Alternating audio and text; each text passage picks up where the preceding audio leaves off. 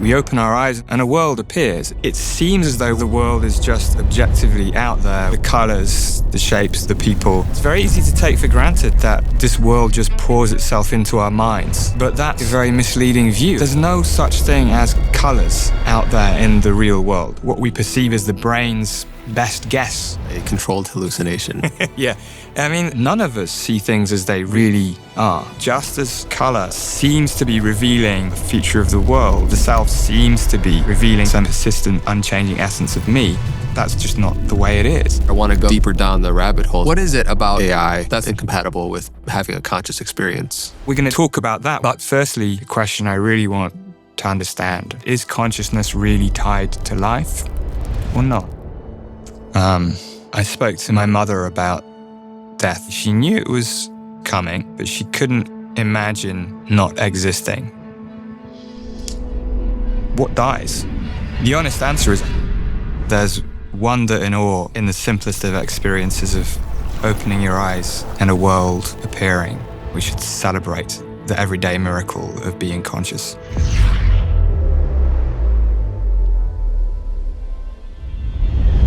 Hey everyone, welcome back to the Know Thyself podcast. Our guest today is a professor of cognitive and computational neuroscience at the University of Sussex. He's one of the world's leading voices and researchers on consciousness, and I've been looking forward to this conversation for a while because of the wide range of topics that we can dive into with nuance from the self to reality and consciousness and perception. Anil Seth, thank you for being here. Thank you, Andrea. It's a great pleasure. I'd like to start by what you say is that we don't passively perceive the world, we actively generate it. For somebody that's just tuning into this episode, what does the weight of that statement mean? It means a lot to me anyway. I think it's initially very counterintuitive. We open our eyes and a world appears. It seems as though the world is just objectively out there with all its properties, the colors and shapes and objects and people and places.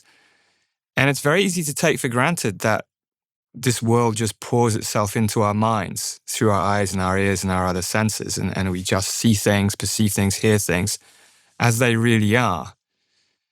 But that's, I think, a very misleading view of actually how perception works, actually how our experiences of the world and the self are constructed. Closer to the truth, I think, is that our brains are always actively interpreting the signals that come in through our senses, and not just to slightly nuance or change them. But think about it this way. There's no such thing as colors out there in the real world. The reds, the greens, the oranges, and so on. There is light, there's electromagnetic radiation, but that in itself doesn't have color, just has wavelength. And our eyes, the cells in our eyes are sensitive to only 3 of these wavelengths. And they're short, medium, and long. We tend to call them red, green, and blue, but they're not. They're just short, medium, and long. And out of those 3 wavelengths, our brains somehow construct millions of different colors that we experience that give our lives texture and meaning and beauty. And so in some sense, when we experience color, we see both less than what's really there because we only experience, we're only sensitive to 3 wavelengths of light. But our experience is also more than what's really there because we can experience millions of different colors, not just 3. And what holds for color, I think, holds for everything else. The world that we experience comes just as much, if not more, from the inside out than from the outside in. So what's the actual mechanism? If I take a glance at this cup right here, it looks like I am perceiving this cup, which is held in my hand. It's out there. How am I actually generating this? Because we perceive that it's out there. This world appears when we open our eyes. What does it mean that we're actively generating? This is the nuts and bolts that actually, this idea of perception being an active construction is very old. It goes back in philosophy, and Western philosophy is at least to Immanuel Kant, who talked about these ideas, and they've evolved and developed slowly. And these days, it is really about nailing down the mechanisms, what's happening inside our brains. And the idea that that me and my colleagues we work on is to think of the brain as a kind of prediction machine. So there are lots of connections coming from the eyes that go into the brain, but there are also many connections going in the other direction, from the brain back out towards the senses, the eyes and the ears. And I think the best theory about what's happening these days is that the brain is able to make predictions about the sensory signals that are coming in. It's sort of able to make predictions a bit more precisely. It's making predictions about their causes. And the sensory signals that come in, they aren't read out by the brain to form like an inner movie, but rather the sensory signals are used to calibrate and update the predictions. So we have predictions that come, if you like, from the top down or the inside out, and this flow of predictions is continually meeting an inward flow of sensory signals, which mainly tell the brain the difference between what it's expecting to get and what it actually gets. And so it's continually calibrating this difference. And then the claim is that what we perceive is much more down to the predictions than the sensory signals.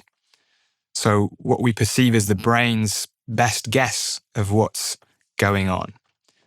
In this view, the brain is solving a problem in maths that we call Bayesian inference. It's trying to infer what the most likely state of the world is, given the information that it gets through the senses, and importantly, given the brain's prior expectations, if you like, about how the world works and what's going on. Some of these are learned, so we may learn to perceive things in different ways. Some of them are just sort of installed from the beginning, like our brain knows how shadows work. Our brain knows that light usually comes from above because light typically always came from above. So we have within our brains a kind of model of the world, but we don't perceive the model. We use the model to generate these best guesses, and these best guesses are what we actually perceive. And these best guesses you call a controlled hallucination. Yeah. I mean, part of the challenge is that none of our kind of everyday language words really fit the bill. They'll always fail us. They always fail us. And this is, for me, it's one reason I was always drawn to working both with language but also with mathematics, physics, computer science, because if you write down the equations, it sort of makes sense what I'm talking about. You have probability distributions and things like that. But that doesn't really help if we want to convey the concepts more intuitively. So yeah, I use controlled hallucination. And the reason I use it is because when we typically say hallucination, what we mean is an experience that's coming from within. I might hear a voice and there's nobody actually speaking. I might see a person and there's nobody actually there. The connotation of hallucination is an internally generated experience. And I think that's also true for everyday perception as well.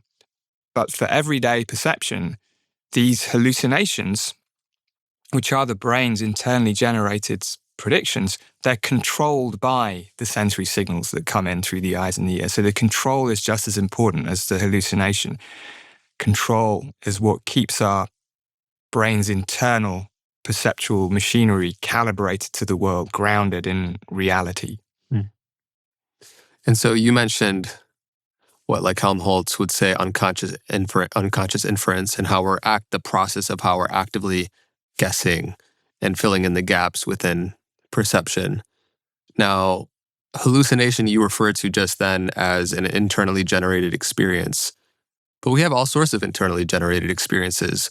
What is there not more to the story that makes it particularly a hallucination?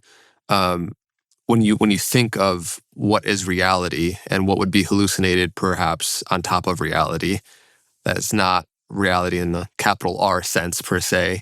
Yeah, what particularly, I guess, and why you use that word hallucination?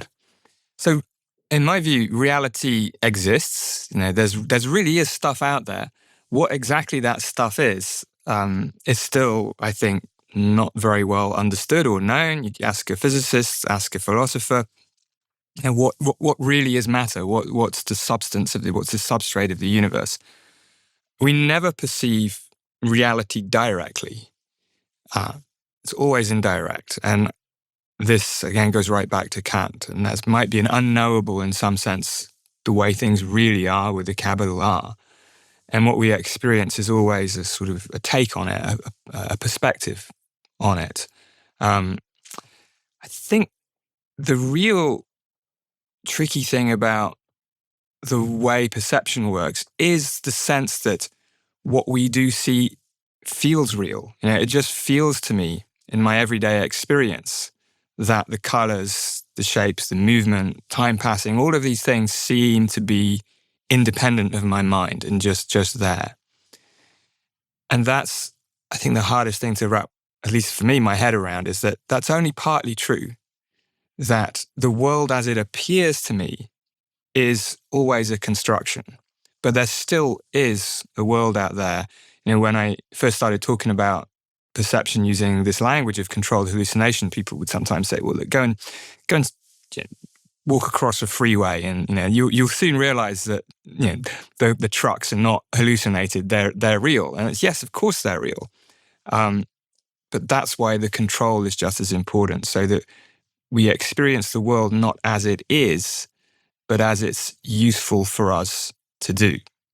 Now, there are other forms of experience which feel more internal, like I can experience emotions, I can experience thoughts, and they seem to arise maybe in my body, maybe in my mind, and they don't seem to be parts of the external world.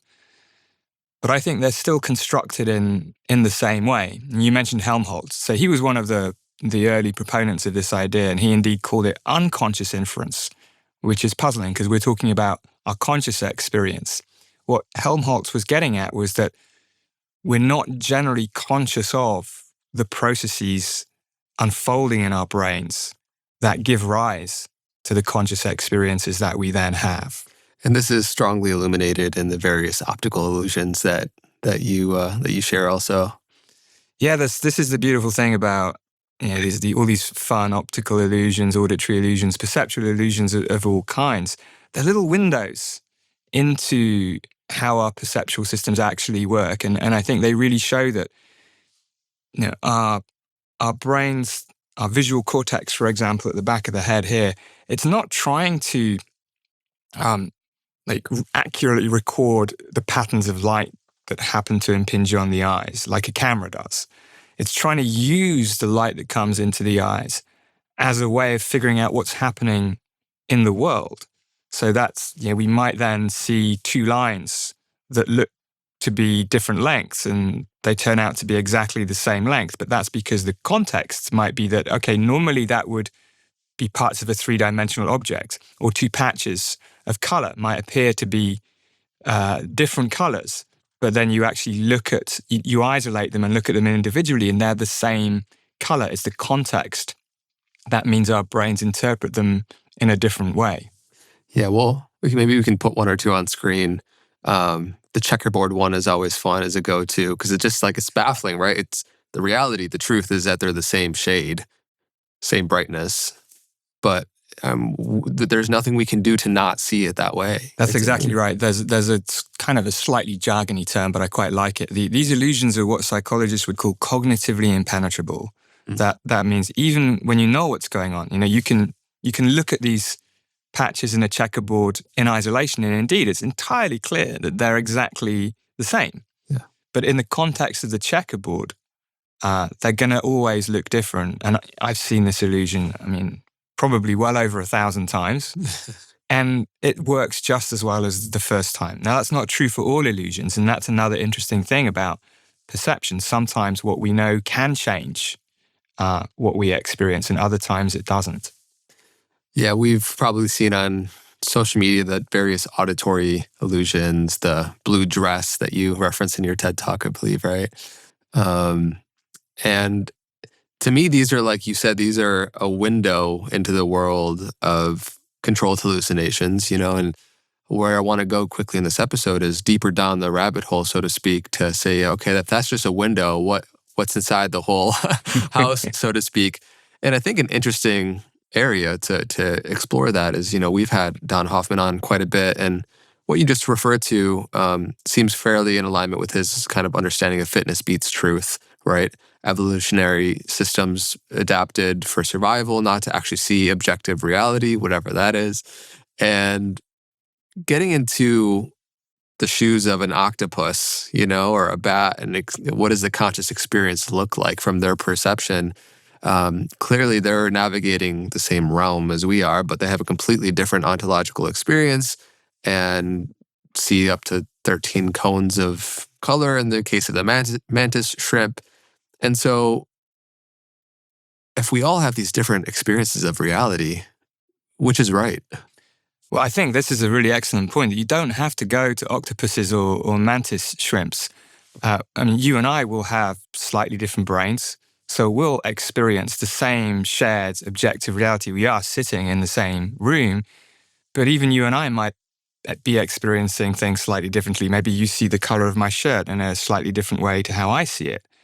And it's very easy to ignore that because probably the differences between you and me aren't super dramatic. So we'll still use the same words like light blue or something like that. You mentioned the dress. That image, like over 10 years ago now, and half the world saw it as blue and black, and the other half saw it as white and gold. That was super interesting because the differences between individuals was so unexpectedly large that people for the first time realized that, hold on a minute, like how is it possible for you to be looking at that and have such a different experience to mine? I think there's a really important lesson there, which is a lesson in perceptual humility. Like, it seems as though what we see is real. It seems as though it's not dependent on the specific peculiarities of my own brain. So then it's very easy to assume that everyone else is going to have the same experience. And when they don't, it's a real lesson that actually none of us see things as they really are. We all see them in our individual, unique way. We all experience a unique world, even for a shared, objective reality. And this always makes me think of like the echo chambers in social media that we're all too familiar with. And it's very easy when you get deep into an echo chamber, it becomes almost impossible to understand how somebody else could believe something different. And I often use the example of a dress to illustrate that danger. I mean, the dress is, no one really cares whether the dress is actually blue or black or white or gold. It doesn't really matter. It's not a high stakes aspect of reality. But in many of our other echo chambers, we are disagreeing, becoming polarized about things that matter. And if you can show that even for something as unimportant as a dress, we can differ so dramatically, I think that kind of opens a bit of space to consider how our beliefs might be similarly constructed and may not reflect things as they really are. It makes me think about how much of our individual suffering is a byproduct of feeling like we have the right perspective on any given situation in our life, and that humility that you bring into the perceptual humility, that maybe the way I'm seeing things are not the way they are, and perhaps they can actually never be the full picture. I think they definitely cannot be the full picture, because I don't think it even makes sense to say they can be the full picture. And here's where Don Hoffman and I agree a bit, that evolution didn't really care about giving us the full picture, whatever that might even mean. I mean, what would it mean? That we would experience quarks or superstrings or photons? No one even knows what a photon is. It's some kind of field in quantum foam. No, we're not going to experience that. It's necessarily going to be something else. And that something else is then would have been tuned by evolution to be useful, not to be the most faithful representation of how things are. And we can measure this. So one of the experiments we've been doing at Sussex is called the perception census. So motivated a bit by the photo of the dress, but also by some other work we've done using stroboscopic light to give people visual hallucinations. So they'll be like, you'll flash a white light very quickly. Exactly, yeah. We flash a white light, just pure white. We flash it at around, it varies, but let's say 10 hertz, so 10 flashes per second, which happens to be the kind of frequency at which your visual brain naturally oscillates. You flash a bright light around that frequency, have someone sit in front of it with their eyes closed, they will have pretty extraordinary visual experiences, at least most people do. They'll see colors. The colors aren't there, your eyes are closed, and the light is just white. People see other things too, patterns and shapes and geometries. But everybody experiences something a bit different. But what they're looking at is always the same. So we were inspired by this to sort of try and create a bit more of a map of how different our inner worlds are, one person to another. So we did an experiment with around 40,000 people, about 50 different tasks, visual illusions and other things, to try to get a sense of perceptual diversity. Just what does it look like? We're all different heights, body shapes, skin colors, and so on. And it turns out that we differ on the inside in much the same way. There's always a distribution.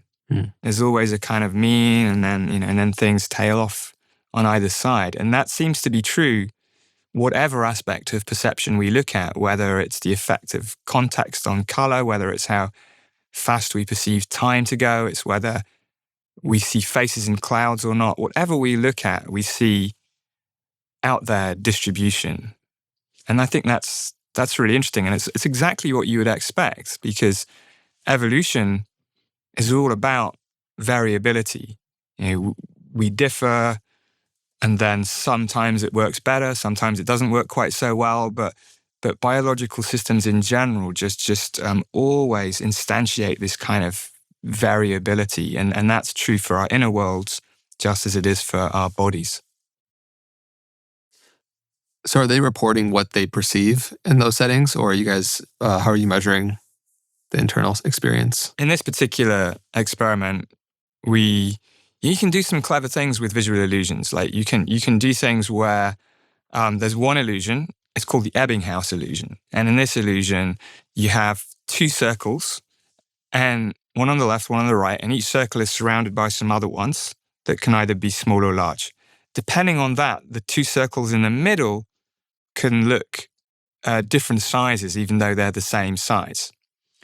So what we can do is we can have a kind of interactive version of this, where the circles start out different sizes, and then we have people adjust the circles around the edge until they look the same. Because people can tell, they can it's a bit like when you go to the opticians and they always say do they look different? Does it look the same? And eventually you get to a point where you really can't tell whether one lens is different from another. And you can just calibrate until those circles to you look the same. But then in reality, they will now be different. And so you can measure how different they are in reality as an objective measure of how strong that illusion is for you specifically. And if we do that, then we can measure that for 40,000 people, and we can sort of see how, how does it vary? Is it sort of like there's an average effect, and then some people experience it more strongly, some people experience it less strongly. And that's what we see. And we can play the same game with other kinds of illusions as well. And bit by bit, we can build up a picture of how perception works for that person. And maybe, and this is stuff we're still working on, we can ask other questions like, are there deeper things happening that explain correlations between different illusions? Like if I see, if this circle illusion is strong for me, and maybe that correlates with something else, like the color I see a dress. So what's the common factor? What's the organizing principle of our perception? And we're also now looking at how perception changes as we get older. Mm-hmm. And that's also something people have been interested in for a while, but we have a large set of data about this now. And we can ask, how does it change in the lifespan? And in particular, what happens in dementia and Alzheimer's, where people typically focus on memory and how functional people are behaviorally and cognitively, but comparatively little focus on how the world seems to someone with dementia And so this gives us now a way to understand that. And when we know more about that, we might be able to, adapt people's environments so that they're more comfortable for people with dementia, or even find ways to diagnose it, or maybe even to develop ways to train perception so people can improve in their symptoms. I mean, this is all for the future. But the idea of focusing less on what people can do and more on how people experience their worlds, I think opens up a lot of opportunities. You mentioned a minute ago about a cause of our everyday suffering might be the fact that we take the content of our experiences to just be the way it is, and without any possibility, any sort of flex in there. And I actually think that's right.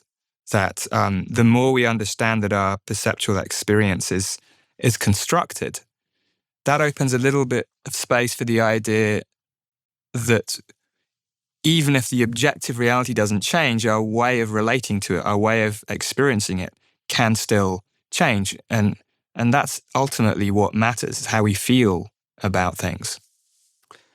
Yeah, what starts as perhaps a reducing of suffering on an individual level as you take 40,000 on the Ebbinghaus illusion to 8 billion with the collective illusions we all, that we scale at that level. It also breeds a lot of compassion and empathy for realizing how many biases and priors we were all walking around the world looking through as though they are absolute reality. And I think seeing the part we play and the illusions that we have, that we've let go of, or the new ones that we might be currently having, and we see that internally, it allows a little bit more compassion to realize and look at other people almost as phenomena playing out with their own priors. I think that's right. I think the only kind of slight tweak I would add is yes, we have our biases, but we can't do without them. And I think this is sometimes part of the problem. People aspire to I don't have any bias. I just see things as they are, or I believe, the most rational thing that I should in these circumstances. But the point is that to perceive anything, and I think indeed to believe anything, we have to have some prior expectation. We have to have some pre-existing model of what's going on, of how the world works, whether that's how it works politically or how light works when it's bouncing off objects. We can't get rid of that at all. And I think that's part of this humility that we're talking about, the recognition that prior expectations deep within our brain are just necessary to experience anything, to believe anything. So knowing they're there is I think, is helpful. Feeling that we can get rid of them is, I think, not so helpful, because ultimately we can't. Hey fam, a quick share from something I genuinely love. This is IM8. I know it's very common to hear ads for so many different health products and supplements these days. I actually sought these guys out to partner with and have been drinking their product for a while. I think they're doing something genuinely different. IM8 Daily Ultimate Essentials Pro contains 90 nutrient-rich ingredients in one drink. It replaces about 16 separate supplements, vitamins, minerals, probiotics, clinical doses of CoQ10 and MSM, even saffron extract for focus and mood. It's co-founded by David Beckham, built with Yale researchers, and it's NSF certified for sport, so you know exactly what's going into your body. You just take one of these sachets, you tear it, you pour it, you mix it. It tastes delicious, and it's actually doing your body favors. If you want to try it out, go to im8health.com/knowthyself and use code knowthyself for an additional 10% off, welcome kit, and 5 free sachets. That's im8health.com/knowthyself. I hope you enjoy. Back to the show. What would happen, because when I wake up in the morning and I look in the mirror, I expect to see my face, give or take, a few hairs and wrinkles, whatever. If we were to wipe your memory, how much of what we expect to see about ourselves and the world determines legitimately, literally what we actually see? That's a very good question. It depends on what you mean by memory, which is a very, very tricky question, right? Because in a sense, the basic structure of our brains that just develops over time. You can think of that as a kind of memory that's been installed very gradually by evolution. So, if I wake up in the morning too, I look in the mirror, I see my face. A few more wrinkles in you, a few less hairs in you, but I'm on my way. Give it enough time. Let entropy do its thing. Exactly. Entropy comes for us all in the end. But it's still recognizably me. And if I wiped my memory, let's say I took a drug that kind of completely obliterated my memory of the last year, would I still recognize myself in the mirror? Probably yes, because I've learned what I look like over a longer time period, the time period of my life. Now, let's say I obliterated my memory for many years, then it might be a bit trickier. But I would still see a face. I would still see this face with eyes, with a nose, with ears, and so on. And that's because what a face is something that all my ancestors and all your ancestors, going back a very long way, have had to deal with. We're a very social species. We care about faces a lot. So the memory of what counts as a face is not something that you or I just developed individually over a lifetime. It's how our brains have evolved. What this means in practice is that we have quite a bit of pre-installed memories about how the world works. And then there are other things that we learn during our lifetimes. So if you think about wine tasters, no one is born, well, maybe some French people are, I don't know, but no one is born being able to tell the difference between two Cabernet Sauvignons. But you can learn to tell the difference. And this isn't just wine, this is kind of anything that we care about, pay attention to. So we'll learn to discriminate things that previously seemed the same. And those, if you like, lifetime memories for perception that we can develop. And then there's the very immediate memory, like what happened yesterday. And typically that won't really impact very much on what we perceive.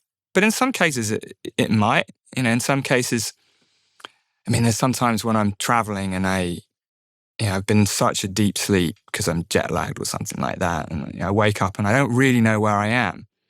And nothing really makes sense, even visually. It's like, where are things in this room? And I don't remember which hotel I'm in, or I arrived late, didn't really look around. And then it takes a little while for things to kind of click into place because I don't have the predictions in my mind about the layout of the room or what kind of room I'm in. So what would happen then if we took it all away? I know you said it depends on how we define memory.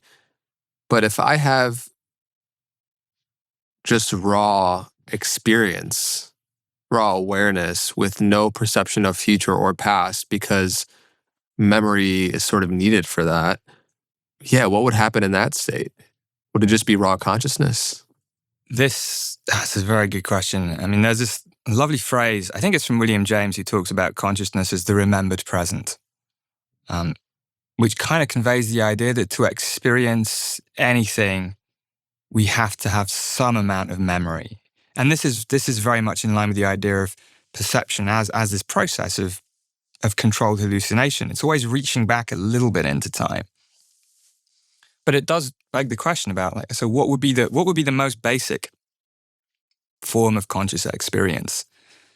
There's an old thought experiment from Greek philosophy called Avicenna's man. You know about this one? I don't know. I think sometimes it's called the floating man. And the idea is, picture a man or a woman or any person just floating in the air, and gradually you take away their senses and you ask what's left. So you take away vision. What's left? Well, they're going to still be conscious. They hear the wind whistling, birds.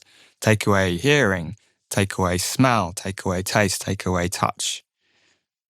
All the time ask what's left. You might still think, well, there's the self. We'll take away the feeling of where the body is, take away the feeling of emotion and so on. How far can you strip down the specific contents of consciousness and still have consciousness? I don't think there's a good answer to this. I'm pretty confident there's no obvious answer to this, because this is a question that people have been asking in so many different ways for thousands of years, and people in the meditative traditions try to, well, they don't try, that's kind of against the grain for meditation, but they talk about these states of minimal or pure consciousness, bare consciousness, where there's no other content. In psychedelics as well, people report experiences of complete ego dissolution in some psychedelic states, where there's no content to consciousness. There's just consciousness. In my own feeling about this, having, I'm not a meditator. I've tried the psychedelic route to minimal phenomenal experience, and just thinking about it as well is that I'm not sure you can strip away absolutely everything. I think my view on consciousness in the broader frame is very, very closely tied up with our nature as living creatures. And this is speculation. It's very hard to do an experiment on this, but I tend to think that the most basic form of conscious experience that certainly a human being can have is something like the feeling of being alive, without any particular shape, without any particular form, without any specific emotion, without even really the background texture of a mood, but just this simple, formless, structureless feeling of being alive. If there is anything left in a state of bare consciousness, maybe it's that. Yeah, so the contemplative traditions would,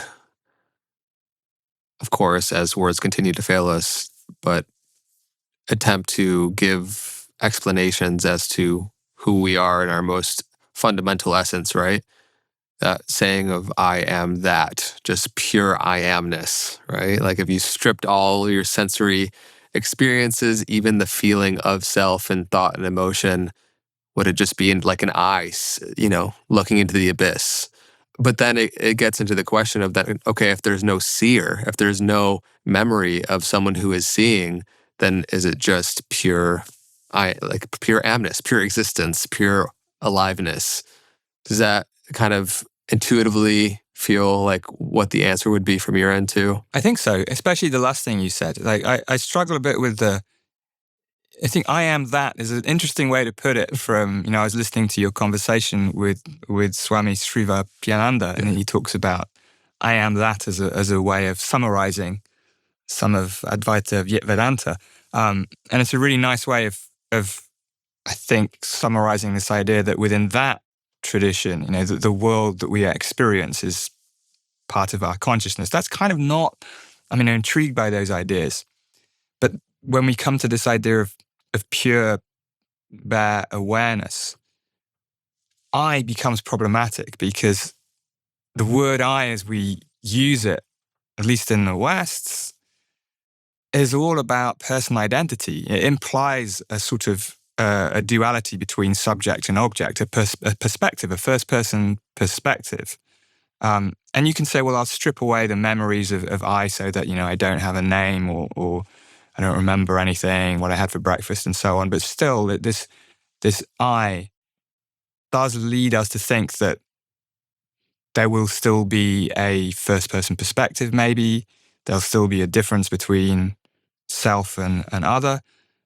And I, now I'm using it because I'm not in that state, I think that's probably wrong. And I think there are states of consciousness where the first-person perspective can dissolve, where the boundary between the experience of self and world can dissolve. And I think that gets us closer to what this most basic experience would be, which, again, it's a hypothesis, but perhaps the one thing you can't get rid of is this experience of being alive, experience of aliveness, which is actually a little bit related to, I was thinking some years ago about the soul, which is a concept that's got a bit of it's not got a great reputation in modern science these days. But different traditions talk about the soul in different ways. In Western philosophy, the soul is often associated with a kind of disembodied or disembodiable seat of rational thinking. I mean, Descartes would have described it maybe in those terms. But then in Hinduism, we have this concept of Atman, which isn't about rational thought. It's much more about breath, about life. And I'm not saying that this is, that we should say, oh yeah, great, now that's true. Now this is the true way to think of soul. But I think there's something, for me at least, more appealing than the soul as disembodied cognition, this idea of what's really core to consciousness being inseparable from life and maybe manifest through breath. Hey fam, one thing that brings me a lot of joy is having a warm, nourishing drink to start my day like I am right now, but I personally don't drink anything with strong caffeine, and that's why I love Mud Water. You've probably heard me share a bunch about their OG blends, which are made with cacao, functional mushrooms, adaptogenic herbs. You get the natural energy and focus, but without the crash of coffee. However, if you're not ready to leave coffee behind entirely, I understand. That's why they recently just launched their new coffee alternative. It contains organic Arabica beans, L-theanine, and the same functional mushrooms, only 45 milligrams of caffeine. Research shows that's a sweet spot, enough to support focus, mood, and reaction time without the anxiety or the crash. They're also available at Target and Sprouts nationwide. If you want to give them a try, head to mudwater.com/knowthyself and grab your starter kit. Right now, you all, our community, gets up to 43% off your entire order, plus a free rechargeable frother and free shipping. That's mudwtr.com/knowthyself. I hope you enjoy. Back to the show. Yeah, it makes me think when reflecting on the question of who am I or what am I, as you strip experience down and you try to get at what the essence of a thing is, it's tough to convey what the essence of a thing is without the complex system and ecosystem in which it is existing within. Just like we explained with memory being entirely connected with our perception of self. Now, you study consciousness, and we talked a lot about the variance in contents of experience, right? And we can show all the biases and priors we have and the controlled hallucinations in our own internal subjective experience. I'm curious, to what degree do you think that examining the contents of our experience can actually even explain anything about the nature of consciousness, which is the background field in which all contents are experienced? Do you think that it can? Clearly, you're doing a lot of studies in the space. I think we have to be very, very careful about what the contents of experience can tell us about the nature of consciousness. I think the contents of experience are, and this may be so obvious it seems unnecessary to say, but I think they're very good evidence for the kinds of experiences that people can have. And they can tell us a lot about the biases, the mechanisms, all the statistical acrobatics that our brains play around with when we open our eyes and see a world, experience a world. But I think the nature of our experience is less reliable when we use it to make claims about the fundamental nature of reality or the fundamental relationship between consciousness and reality. These are sort of metaphysical claims. Like, for instance, if someone reports, maybe thanks to a psychedelic experience, maybe thanks to some very profound meditative journey, that they experience that consciousness is everywhere. They have this very powerful experience that the whole universe is consciousness. Maybe they have an experience of I am that.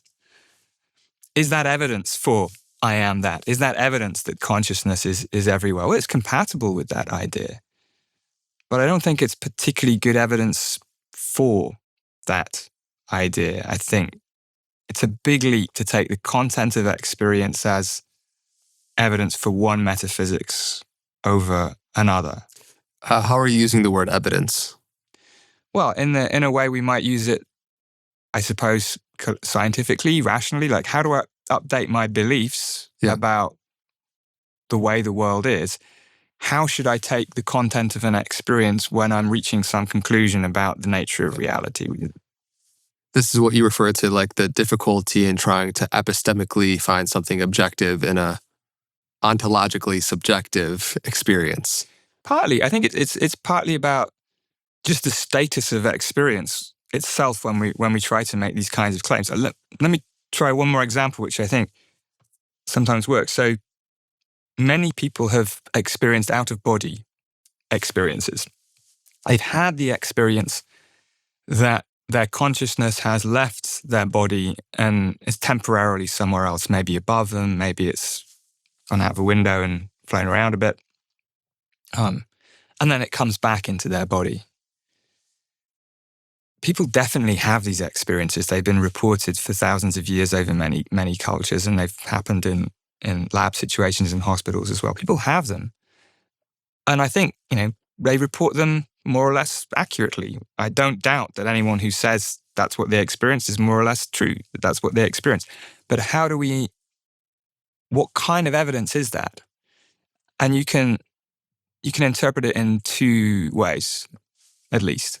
But here are two ways. One way would be you take the experience not only seriously, but also literally. And you say, okay, that is evidence that indeed consciousness can leave the body and the brain and be somewhere else and experience the world from somewhere else. Which is a big jump. That's a big jump, and that's very hard to explain. You have all sorts of other issues there about like, well, how come you can see something from somewhere else when your eyes are still where you left them? So there's problems with that. But you can take it as a different kind of evidence. And the different kind of evidence would be that, oh, actually, this first-person perspective, like where I seem to see the world from, is, just like color or shape, not something I should take for granted. The brain is continually trying to figure out where the first-person perspective should be. And pretty much all of the time, it gets it right and puts the first-person perspective somewhere where the head is. But in some cases, it gets it wrong. And we experience the first-person perspective from a different location. And to me, it's a better explanation because it's more compatible with everything else we know. We no longer have to explain how it's possible to see things without eyes. But it also, I think it's just more interesting because it reveals to us that there's an aspect of our experience that we might have taken for granted, that we might not think we needed to explain. And now we need to come up with an explanation. I see. So the first-person perspective is something the brain is doing. How is it doing it? How can you change it? And indeed, we can induce out-of-body illusions in the lab now by understanding the mechanisms. And maybe the brain stops doing it altogether in some cases, and then we have an experience of no first-person perspective. So this is the game I think we have to play. We always have to ask, so what kind of evidence is contained within a specific experience, and what kind of explanation should we use to account for that experience? It's something that I think is inherently so tricky about psychedelic altered state experiences because they can feel incredibly compelling to then make a conclusion about objective reality because it feels to so much more real than waking normal consciousness. And for those that are a bit more, rationally oriented, to them you could say, there's no real evidence. We can't measure it in a repeatable way. And yet the absence of evidence is not the evidence of absence, right? And so I think it's just humility could serve us all across the board when we're examining such an alluring concept. There's something incredibly compelling about thinking that mind extends beyond the self and the body for various different reasons. And that might very well be the case. How do you think about this? Because you tend to lean more towards the perspective, which for many could be seen as the Occam's razor, which is like you're your brain. These are happening. These are also hallucinations to a degree. And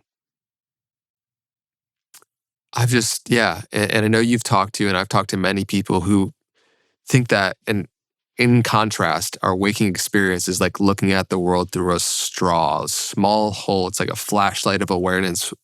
We point our attention at various different things. And in these altered states, whatever's happening in our DMN, it's like our awareness fills this warehouse where the lights get turned on and you're existing in a much bigger context.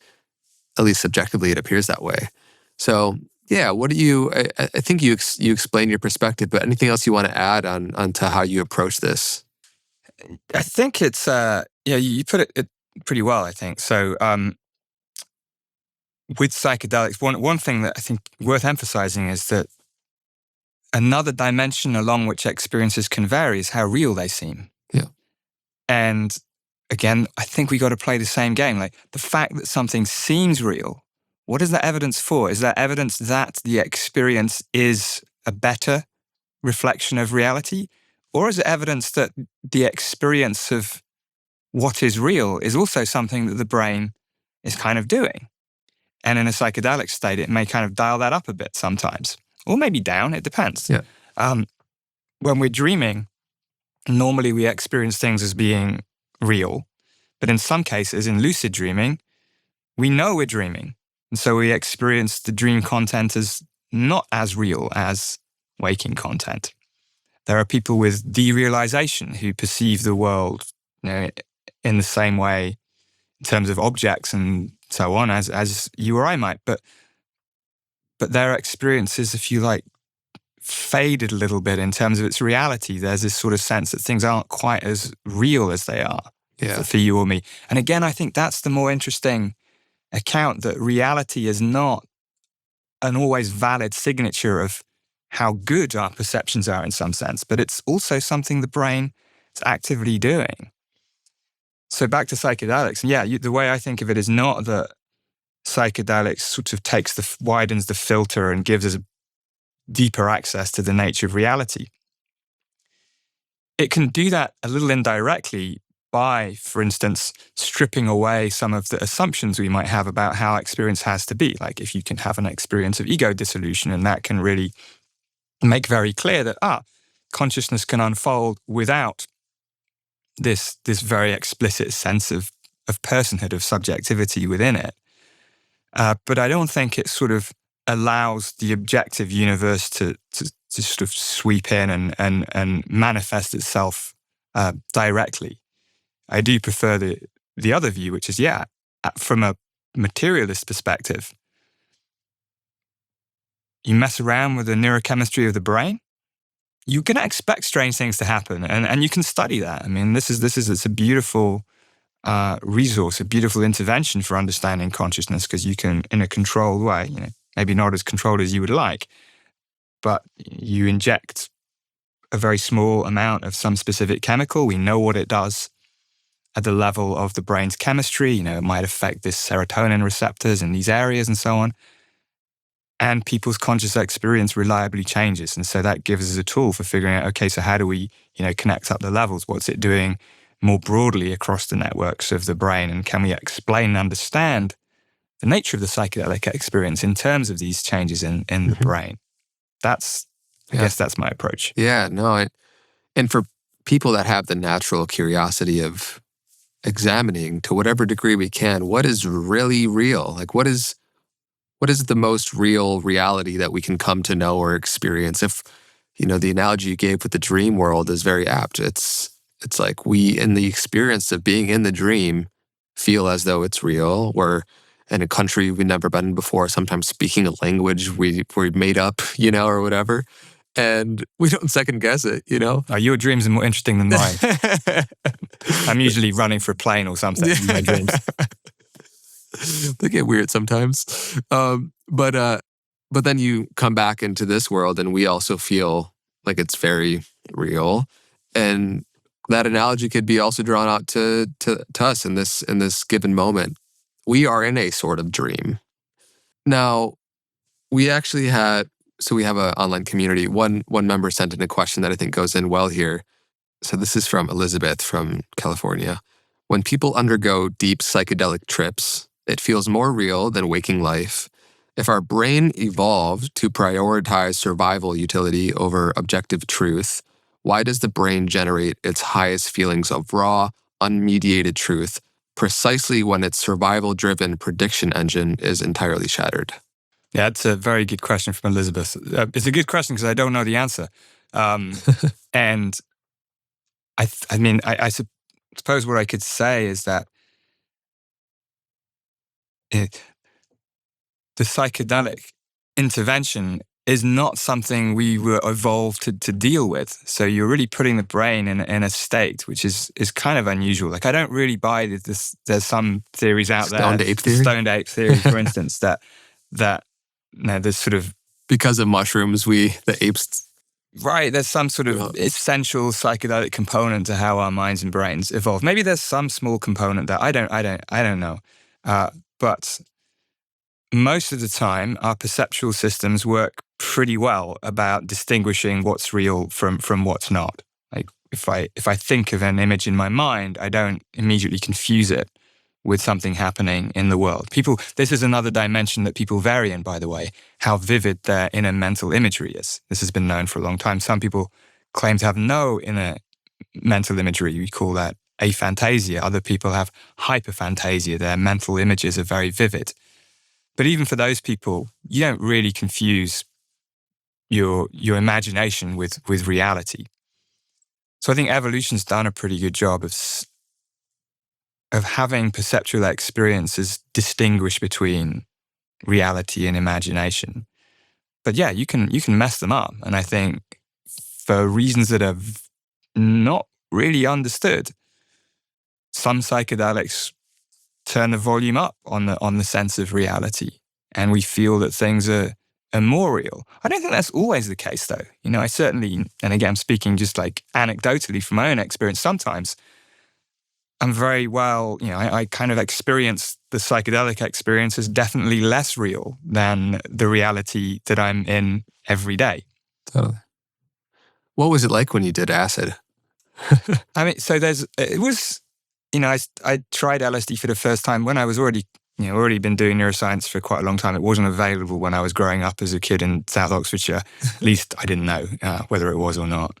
In one sense, the experience was sort of exactly too strong. In one sense, it was very aligned with what I expected to happen.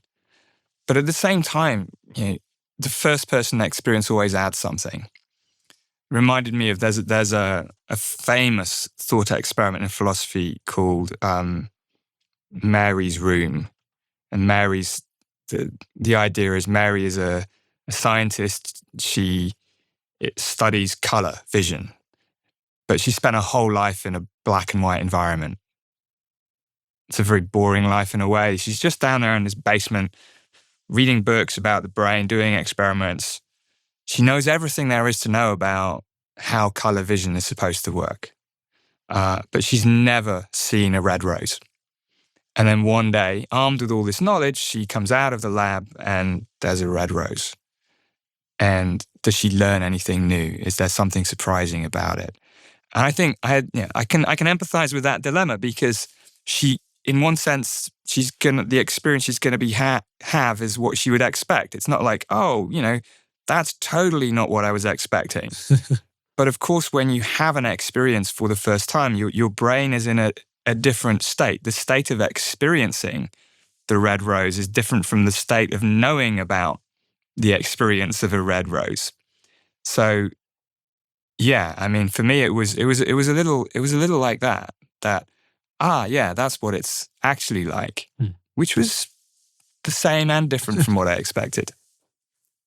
It brings into this examination of what is evidence a bit, right? Because we could read all the chemistry of what makes up a leaf of a mint, right? But then when you actually taste it, do you learn something?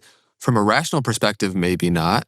You kind of already knew everything there was in terms of the rational aspect of it. But from the raw, self-evident experience subjectively of that, surely we gain something. I mean, maybe it's the whole thing. Yeah, it makes me think about the qualia of experience, and we have a huge variance in the contents of our experience and in the variety of all of the experiences that are on offer. And William James, explored the varieties of religious experiences with the main qualities that they contain. Two of the four, ineffability, meaning, right, you have this experience, can't really put it into words. In some degree, it's non-rational, right? Irrational, meaning 1 + 1 = 3. It doesn't work. Non-rational, perhaps fundamentally incompatible with reason in a sense. The second being noetic. It has this quality of feeling like we've contacted something that is genuine and that there's actual knowledge that we're encountering. Did any of that show up in your personal journey or experience? I think so. Sometimes these things are a little hard to remember, but yeah, I think in my personal experience, yeah, things like this do show up. You do have these experiences of meaning, of deep insight. So this idea of like irrationality, that's kind of important. It's not that the experience itself is irrational, but you have the experience of something that is beyond rationality happening. You have the sense of being in contact, noetically, with something. You have you have these other things too, and it's similar to the out-of-body experience thing for me. It's like these are fascinating. Thinking back on them, they're fascinating elements of the experience. But do I take them literally, as in that experience really did bring me in closer to contact with reality? Really did indicate something fundamentally incompatible with rationality happening? I don't think so. I think those are data points about phenomenology. They're data points about the space of possible human experiences, which is super interesting because we realize how our experience can change in ways, can be stretched in different directions that we might not have realized before, which means that in the everyday, we take those aspects of experience less for granted. And that, for me, that's the lasting impact of these kinds of things. And for me, it's also the lasting impact of just thinking about perception in this way a lot, and all the experiments we've done. It's that the everyday experience, just waking up in the morning, you open your eyes, a world appears, you have a sip of coffee. These are all little everyday miracles. All the stuff that's very much on the surface in some of these altered states is still there in every experience, every moment of everyday life as well. And, I think people who've done a lot of meditation can sometimes say similar things, that one of the lessons, or one of the things that the impact of that is that you take your everyday experiences a bit less for granted. And these, not just necessarily the outside world now, but also the experience of self, the stream of thought, that you don't fall immediately into the reification of these things, of thinking they're just there, that's just how things are, whether it's the world or the self, that you realize that these things are processes, that they unfold, that they can vary. And I think that to me is extremely useful, just having that as part of everyday life to some extent. For me, not a big extent, but it's there, I think, a little bit. Yeah. I'm very enamored by the sheer amount of theories of consciousness there are, and so many of them make very compelling cases. And, when we've been talking around it quite a bit, Nagel's definition of what is it like to be a bat? What is the interior experience? And Chalmers' hard problem of consciousness. Could you just reiterate, what is your conception of how you think consciousness exists? So in terms of definitions, which we need, but we don't need it to be exhaustive. So, consciousness, of course, we need to define it in some way, because otherwise, I might be talking about birds or airplanes or something. No, I'm talking about something we're all intimately familiar with. We've already been talking about it a lot, but in terms of a definition, I do like Thomas Nagel's definition, and this goes back more than 50 years now. And it's very, very simple. It's perhaps almost circular, but he says, for a conscious organism, there is something it is like to be that organism. It feels like something to be me. It feels like something to be you. What does it feel like? It depends. It could be very minimal, maybe just a feeling of being alive, but most of the time there's all sorts of other things going on. But any kind of experience is enough. Wherever there's experience, there's consciousness. Wherever there's consciousness, there's experience. Is that synonymous with sentience in the way that you use it? It can be. One of the confusions that our field is plagued with is that all of these words can be used in different ways by different people. So sometimes people use consciousness to refer to something social, perhaps even political. You raise the consciousness of the people, you raise people's awareness so they become more sensitive to things going on in society. Sentience sometimes goes the other way. So sometimes people use sentience just to mean that an organism or system is sensitive to something. So, a tree might be sensitive to light, and maybe it's sentient. I don't use it that way. I try to use anyway, consciousness, awareness, and sentience to mean the same thing. And that thing is very minimal. It's the Thomas Nagel sense of any kind of experience whatsoever. There is something it is like to be you. There is not anything it is like to be this beautiful side table here. This is an object. It doesn't feel like anything to be a table. At least I don't think so.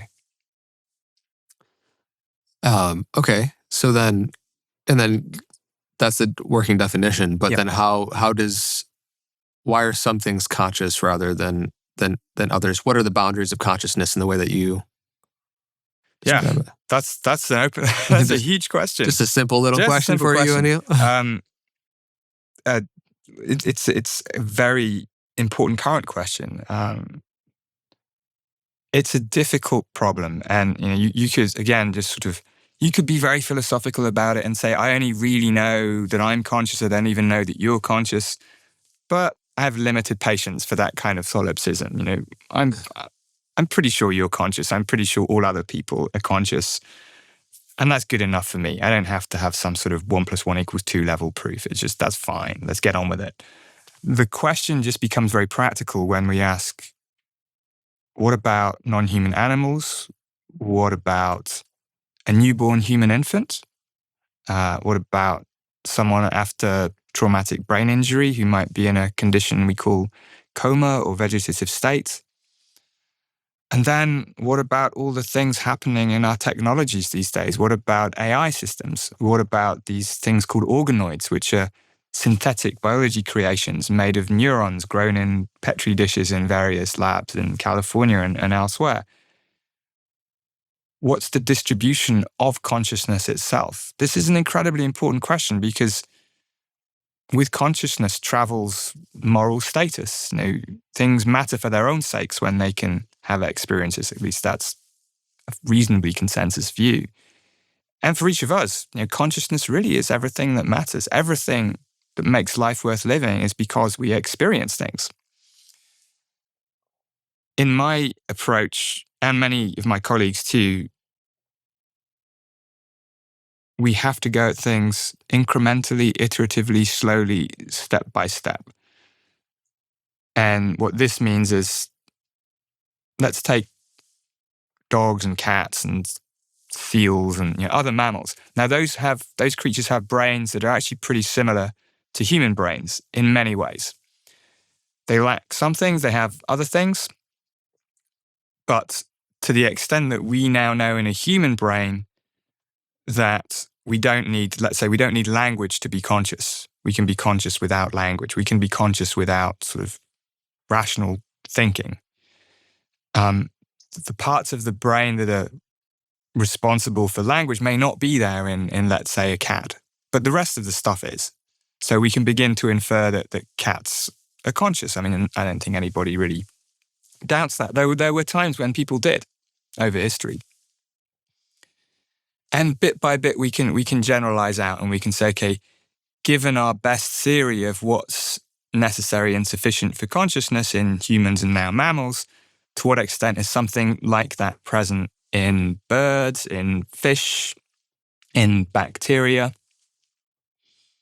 And it's a slow process. My own zone of maximum uncertainty at the moment are with creatures like insects and fish. They're similar enough to cases where I'm pretty sure consciousness is present that I think the question arises, but they're at the same time sufficiently different that it's hard to be confident about the presence or absence of consciousness. I have a backyard with a bunch of oak trees, and so when you see that they clearly have an awareness of their environment, there's so many signals they're exchanging in any given moment to prosper. How would you even test if there could be some sort of rudimentary subjective experience? I think most of us probably presume that they don't have a conscious experience, but they are alive. Yeah. So how do you kind of cut that out? Yeah, so I've written a lot about how I think life is intimately related to consciousness. This does not mean that I think that everything that is alive is conscious. I think that life may be necessary, but not sufficient. The trees, they're clearly sensitive to their environment, and they're sensitive to other trees as well. There's a sort of social aspect, mediated by these now pretty famous mycorrhizal networks of fungi and so on. There's a film that came out this year called Silent Friend by the Hungarian director Ildikó Enyedi. I was a little bit involved as an advisor for it, and it's about a tree. That's the Silent Friend. It's a tree, a ginkgo tree in Marburg in Germany, and it's an old tree. It's been around for hundreds of years, and the film tracks 3 successive generations, like early 20th century, 1970s, and now. And then the main character in each of these generations interacts with the tree in some way. And the most recent, the character in the 2000s is a neuroscientist who tries to record from the tree and figure out what's going on. Maybe trying to answer this question, is it aware of anything? The film is very, very careful not to really take sides on whether the tree is conscious or not. But what it does beautifully is it sort of shows the importance of how sensitive how delicate that question is, and just how the presence of the tree shapes human consciousness, I think, in really interesting ways. It came to mind because I think sometimes these questions are important, but just not answerable. So in the case of the tree, yeah, sure, they're alive. They behave in some ways over different timescales. They communicate. But there are 2 differences that I think, for me, I would bet that they're not actually conscious. One is that they don't have a nervous system. And maybe we don't need a nervous system. Maybe a nervous system is just the way animals do consciousness. Maybe trees do it another way. But if there is another way, I don't know what that other way is.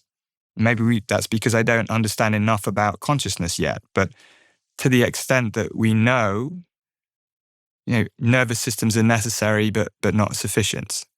And trees lack nervous systems. So my starting assumption is, well, they're not conscious. This is, by the way, will have a very interesting relationship to AI, because AIs also don't have biological nervous systems, but they bear other similarities to real brains. Just to anticipate, I also don't think they're conscious, but for different reasons. And the other thing about trees is they don't face the similar sorts of problems that moving animals face in this continuous battle to survive and thrive. One way to understand consciousness is kind of through a Darwinian lens, a biological, evolutionary lens, where it always helps to ask, what's it for? You look at a bird's wings and what are they for? They're for flying. Look at eyes, what are they for? And so on. What is consciousness for? And no one knows, but there's lots of, I think, plausible and interesting ideas that we can test. We can at least ask, what is consciousness for in us? How does it help us? And one, I think, reasonably plausible idea is conscious experiences bring together an enormous amount of information about the world and the self in this single format. We have one experience at a time. And in that experience is so much about the world, so much about the self, so much about our emotional state, even what we're going to do next. We sort of experience that at a particular moment. This is incredibly useful. Like an organism that's faced with a rapidly changing world that can move in many different directions, can do many things at any one time. It's really useful that a system like that has something like consciousness. Now, trees, and I don't want to underestimate how rich and complex the life of a tree is, but it's not the same. They don't seem to have that sort of capacity to behave very differently one moment to the next in response to many, many different things going on. Maybe I don't know enough about trees, but they're just different from animals. Yeah. And so the problems that trees face might not require conscious experience. So it's that with the nervous system. My guess is, trees are brilliant. I love trees, but I don't think they're conscious. Yeah, and I could see some tree huggers maybe that would collapse what you said with a sort of value judgment, which of course, if something has a conscious experience, there's something innate in us because of our relatability with that it demands some sort of moral weight. But something that's also alive and clearly intelligent does in a different context, I suppose. Now, the panpsychist view that consciousness is purely fundamental, right? The materialist perception perhaps is more like we have this unconscious neural complexity that we dial up at a certain stage and we have an experience of self, which is, as coined, the hard problem, because it's still is very, what, that doesn't really make sense. Why would we have an experience of a self? Is it an illusion? How does that work? Ancient wisdom traditions and many seemingly increasing amount of researchers are exploring the panpsychist notion that consciousness is a more fundamental constituent of the universe. Before you lay out your whatever credence you give to these other theories, could you actually steel man the panpsychist view if you were to do that? Oh, you're asking me to do something that I don't generally like doing, But fair enough. Fair enough. I mean, firstly, you were right that panpsychism is having kind of a little bit of a moment in the sun. It seems to be appealing to more people than it used to. So to steelman panpsychism, I think I Try will not to vomit as you do it. It's fine. It's fine. It might be right. That's the first thing to steelman. It really might be right. I don't know if any of the options on the menu of metaphysics are the correct ones. Panpsychism is not my choice of main dish, but it might be right. I don't think it is, but let me steelman it. A friend and colleague of mine, Philip Goff, is a philosopher working in the UK. We've had him on. You've had him on. So he's a prominent advocate for panpsychism, and I think he gives a good account. So he's a good steelman person for it. And if I try to paraphrase Philip's view, goes something like this. Science has done a brilliant job of explaining how things behave, how things interact with each other. A materialistic view of the world is all about that. It's about how atoms bounce off each other, how fields constrain, how things move, cause and effect. That's fine.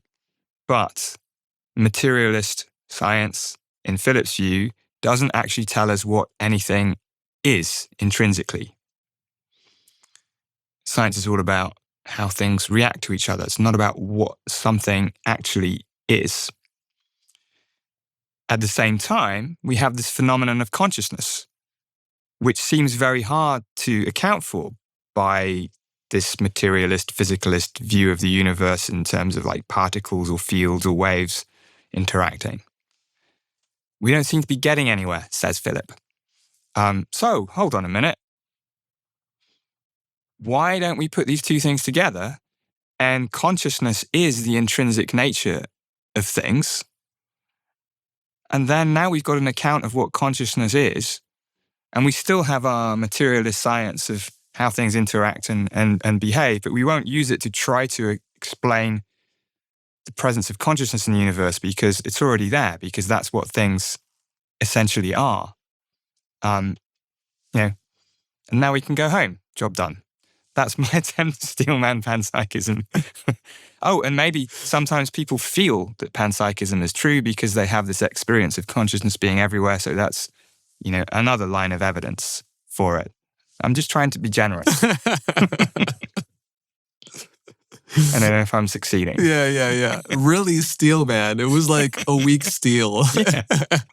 Yeah. We'll build a bridge out of that steel. Yeah. Okay, well, I mean, we've already explored why it is incredibly compelling, especially those who have the subjective transpersonal experiences where mind seems to be much more vast than the meat suit we are inhabiting. But that is not sufficient for you because what? I think because it doesn't, to me, lead in a direction that I think is likely to be insightful. So I like to think that I wear my metaphysical clothes quite lightly. And so I will often say, Philip will say, I'm a materialist. I kind of agree, but I also think I'm a pragmatic materialist. I find it useful to take a materialist stance in trying to explain phenomena and figuring out what experiments to do next and so on. Like for the out-of-body experience example, I think the materialist stance leads to questions about, so how is the brain generating a first-person perspective rather than maybe if you're a panpsychist and you think about an out-of-body experience, you might think, that's, consciousness has gone somewhere. I don't know what would be said there, but I find materialism a useful heuristic. I think the fact that we haven't explained everything yet is not a good enough reason to say it's failed. I think actually a lot of progress has been made.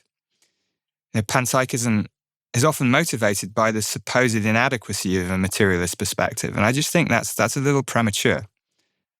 Our ideas about the nature of consciousness I think they are becoming more interesting, more sophisticated, and perhaps closer to truth from a broadly materialist perspective.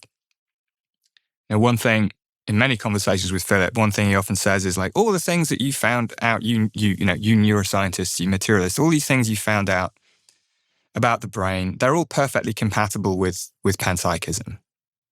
And panpsychism has the advantage of dissolving this hard problem, or just like not really dissolving it, but it no longer is there in the first place. And when I think about that, he's right. The panpsychism, his version of it, is compatible with everything that materialist neuroscientists find, because everything that materialist neuroscientists discover is all about how things behave, not what things intrinsically are. But my question is, and I pose this to Philip, and of course we don't know the answer, but like, would we have found these things out if we were all panpsychists? Would we have asked the same questions, done the same experiment? Maybe we'd have found out other better things, but maybe we would have made less progress because we would have been focusing on problems which are specific to a panpsychist view. For instance, panpsychists, instead of having the hard problem of the relationship between consciousness and matter, they have the problem called the combination of problem of how you go from small conscious things, since consciousness is intrinsic to everything, how you go from small conscious things to big conscious things like people. That's a problem that doesn't arise from the materialist view because we don't start with small conscious things. And my feeling is that if we'd all focused on the combination problem, then we would have made less progress than we have. Now, this is a counterfactual, it's a hypothetical, I don't know. But that's my bet. Now, my bet is that materialism has done really well at kind of demystifying things that have seemed mysterious previously. Like life at one point seemed very mysterious. We don't understand everything about life yet either. But a materialist view has deepened our understanding of life. And it's now broadly accepted that there's nothing supernatural, or we don't need to change the laws of physics to accommodate life. That's another problem with panpsychism. It's like, okay, how does this actually work? Will we need new laws of nature? And if consciousness is just what something is and has no relation to what it does, then it can have no function. It sort of rules itself out of being useful, which seems exactly against everyday evidence that conscious experiences are useful. I actually find idealism perhaps a little bit more compelling than panpsychism. Idealism is the idea that it's not just that panpsychism is that consciousness is a fundamental property along with other fundamental properties. Idealism is the idea that really there's only consciousness. And the things that we think of as being material, physical properties are also just consciousness. It's not my preferred metaphysics, but I think it has a consistency and a coherence that I can see the appeal of that. I can see the appeal of that too. But yeah, I think ultimately we can't determine among these metaphysical views. We can't decide among these metaphysical views simply on the basis of the kinds of experiences that we have. And but it's a challenge to hold these things lightly, isn't it? I mean, we want certainty. We want some solid foundation on which we can build everything else. And there is a discomfort. I tend to be materialist, but yeah, I don't know, and I have to be comfortable with that uncertainty too.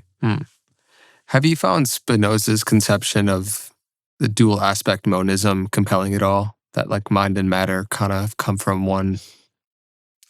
Yeah, I think I do. There's a sort of point at which, so there's a naive materialism which would say like all that exists is like maybe particles bouncing off each other, and somehow they produce consciousness as this separate phenomenon, and we have to understand like how consciousness is produced, much like steam might be produced from a kettle. I don't think that's not the kind of materialism that I'm in favor of. I think it's rather that consciousness is a property entailed by properties of physics. This is a slightly weird word, but it just means it's a property of matter, not a property generated by matter. And in that sense, it is kind of compatible with these things like dual aspect monisms, where you just say there's just one kind of thing, and maybe from the inside it feels like consciousness, and from the outside it looks like matter.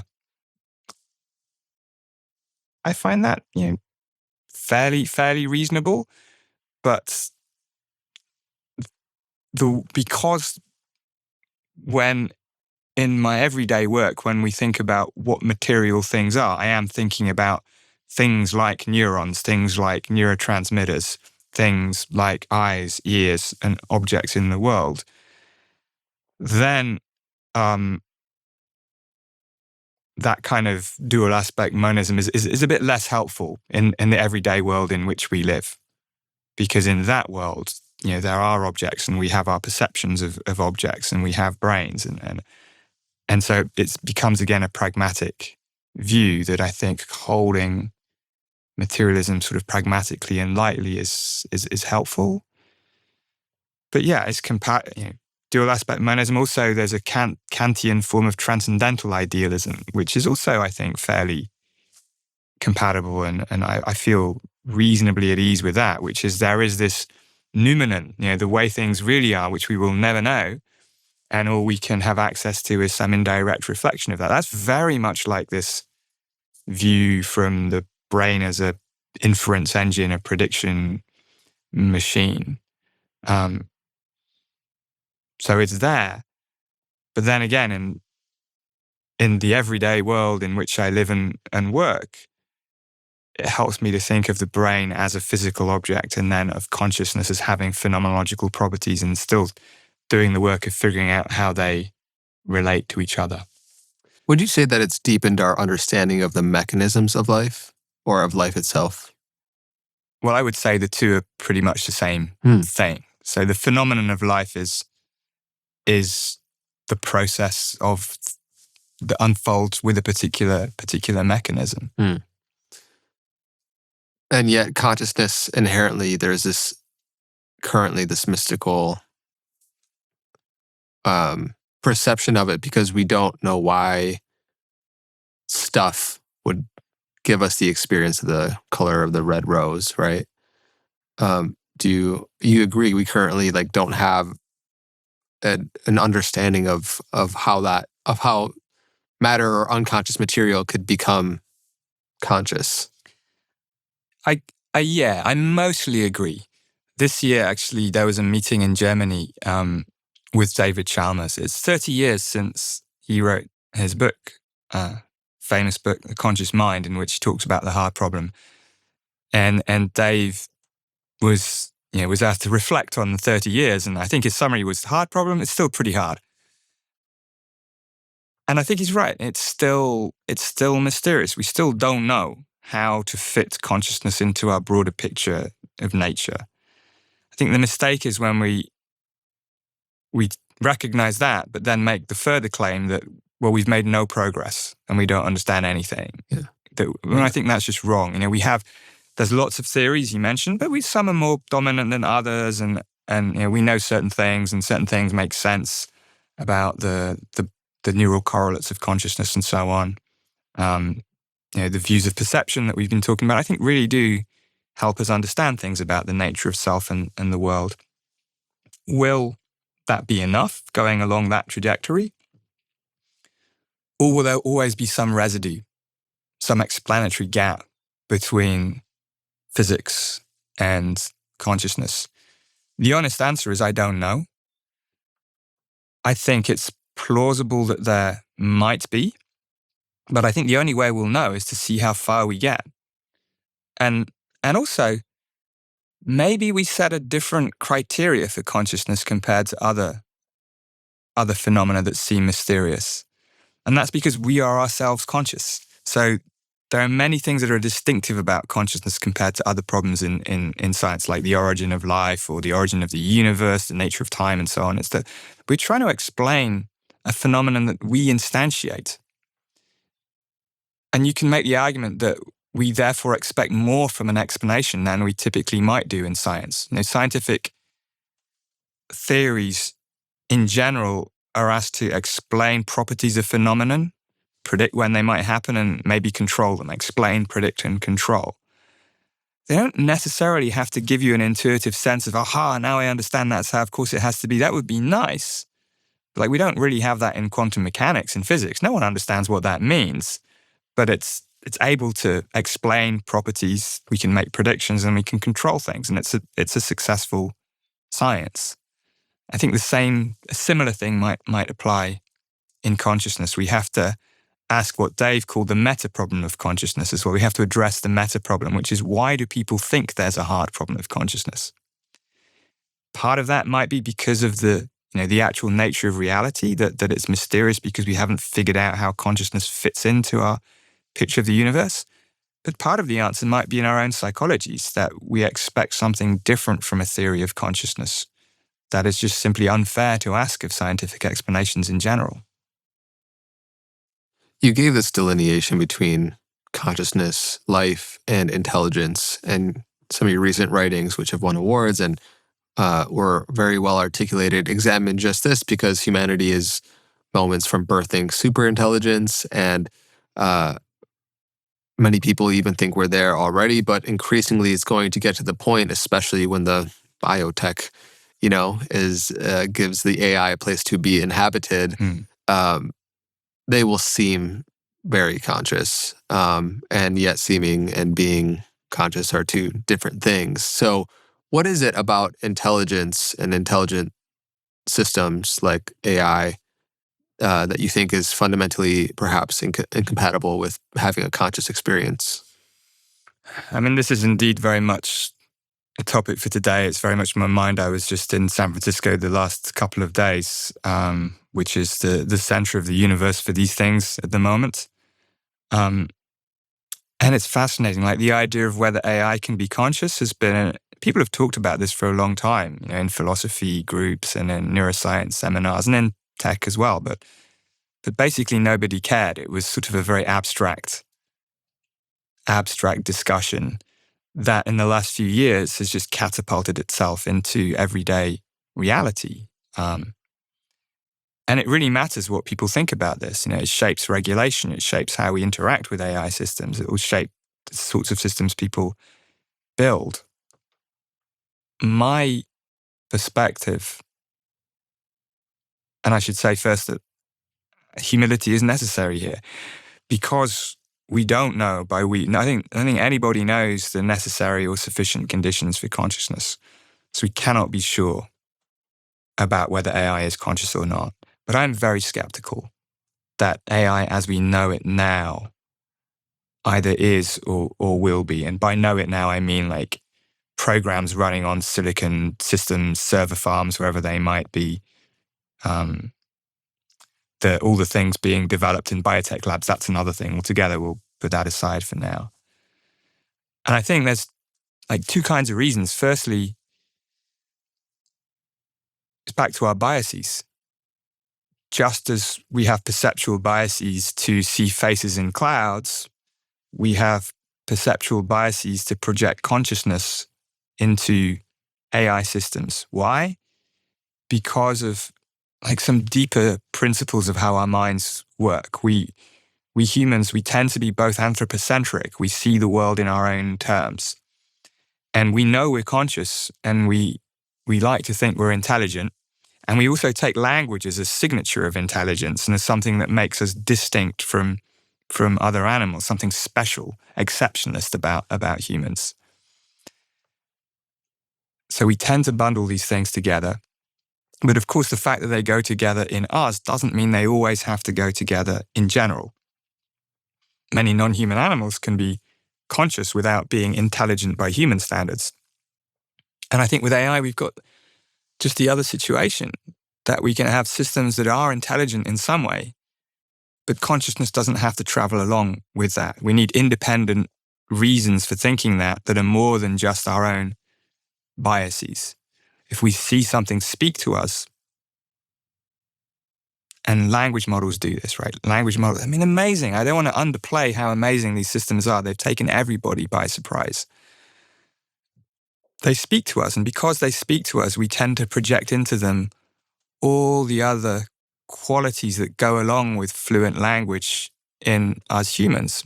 Having a mind, being able to understand, and yes, consciousness too.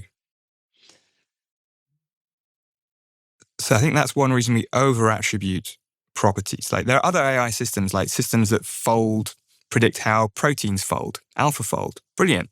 No one really worries about whether AlphaFold is conscious, but it's basically the same thing. It just doesn't speak to us. So our biases are definitely playing some role. But then there's a more fundamental thing, which is consciousness the kind of thing that a computer could even have? Is it a matter of computation? And that comes down to what kind of a thing do we think a brain is? Is a brain just a computer that happens to be made of meat rather than metal? If it is, then we could say, okay, like, we'll figure out whatever the algorithms that are running in our meat-based supercomputers are, and we'll just implement versions of those algorithms in silicon. If the brain is nothing but a computer, then that should be fine, because that's the whole point about computers. The algorithm is enough. You don't need to worry about what's implementing it. The algorithm is sufficient. That's the fundamental assumption that consciousness is a matter of computation, that computation is sufficient for consciousness. And I just think this is a very, very shaky assumption. You look at a real brain, and it's so different from the physical computers that we have in ways that really matter. In a brain, there's no sharp separation between mindware and wetware as there is between software and hardware in a computer. In a real brain, continuous time matters. We can't escape continuous time. The tendrils of entropy will always suck us in. But in an algorithm, time doesn't matter, only sequence matters. You could have a microsecond or a year between two steps of an algorithm. It's the same algorithm. So the idea that all that matters about the brain is just algorithm, I think is demonstrably, or I would say very likely to be wrong. Right? Everything we know about brains points that that's not the case. And if that's not the case, then it's a very, very sketchy assumption that somehow still algorithms will be enough for consciousness. What we have instead, I think, is systems that mimic consciousness very persuasively, but they're not actually conscious underneath. And yet, to so many, that AI systems are going to increasingly seem conscious, right? And we're already seeing this on a mass scale in terms of the relationships that people are building with AIs that are falling in love. You think of movies and films like Ex Machina and Her, right? And we've kind of foreseen this coming to some degree. We would get into dangerous territory the more that a system, because of how much it mimics what we deem to be conscious, is conscious, and what sort of implications that would, there's something in us that would just kind of feel wrong about, let's say there's an AI robotic that looks fairly human, that has a super intelligent computer inside of it, and there's something that will probably feel off, and just shutting that down or killing it, But in essence, if what you're saying is true, then there should actually be no real moral value to something inherently unconscious or inherently conscious. We are already in dangerous territory, I think. And the question is, how do we deal with that now? I mean, earlier we were talking about how do we infer the distribution of consciousness, like beyond the human. And I was saying we've kind of got to go slowly, and we go from humans to other mammals, and then maybe to fish and so on. Unfortunately, we don't have the luxury of time when it comes to AI for exactly the reasons that you said. There are many people who already believe that AIs are conscious, and not only just people out there in the general public. Experts in machine learning also think this. Geoffrey Hinton, one of the godfathers of AI, has said it several times that he thinks AI is already conscious. And again, that just fuels the wider belief, because he's an extremely smart guy. He's got a Nobel Prize. If he thinks, and he created AI, so if he thinks that, then who are we to disagree? So the idea is very much out there already, and it has consequences. Of course, if AIs really are conscious, then they do deserve moral consideration.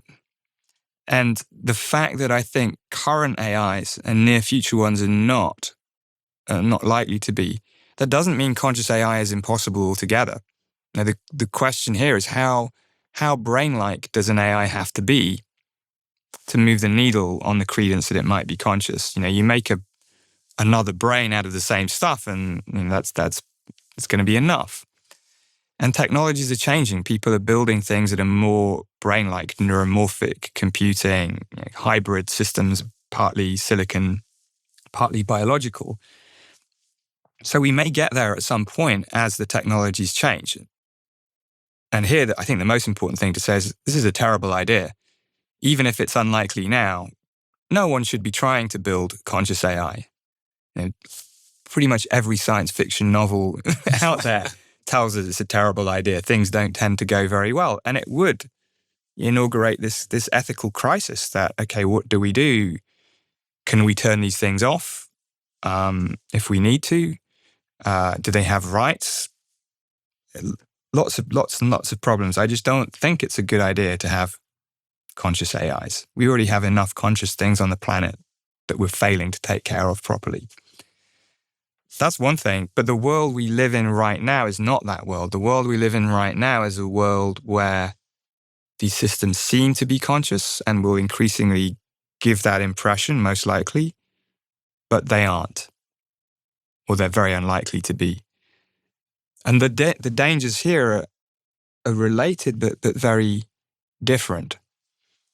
So if people think that AIs are conscious, then we may still give them rights. We may still extend welfare protection.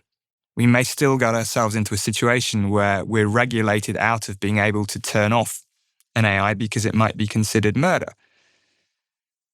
And if we're doing this because we think they're conscious when they're not, then what we're in fact doing is we're really hampering our ability to exercise control and regulation over technologies that are already very difficult to control and regulate. We'd be making the problem of AI alignment much harder than it already is, and it already is very, very hard.